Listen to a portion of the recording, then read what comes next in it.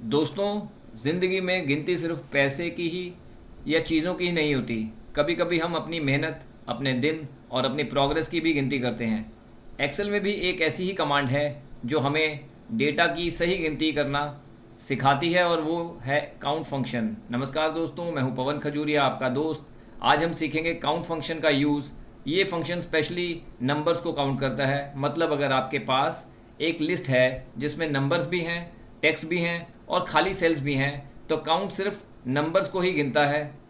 चलिए एक एग्जांपल लेते हैं।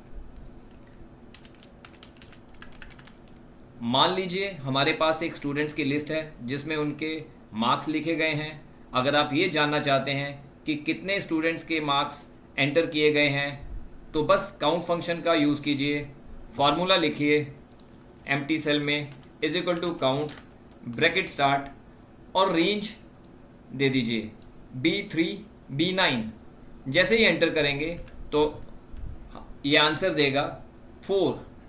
इट मीन्स लिस्ट में कहीं भी टेक्स्ट एंट्रीज हैं या सेल्स खाली छोड़ा गया है तो काउंट उनको इग्नोर कर देगा।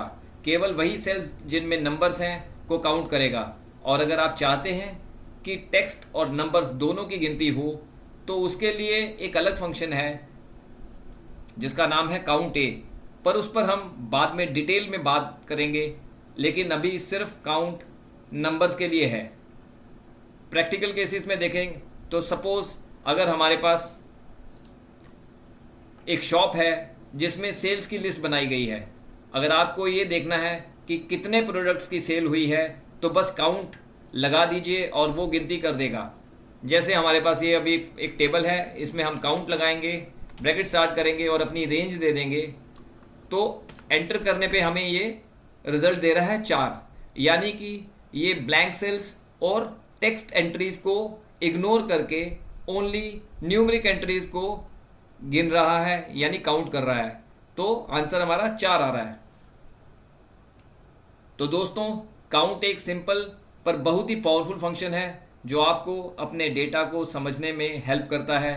इसे यूज़ करके आप तुरंत जान सकते हो कि आपके पास कितना वैलिड न्यूमेरिक डाटा है। अगर आज का टॉपिक आपको हेल्पफुल लगा हो तो लाइक करिए, शेयर करिए और हाँ, चैनल को सब्सक्राइब करना ना भूलिए ताकि ये नॉलेज और भी लोगों तक पहुंच सके। Thank you, God bless you all and do keep practising.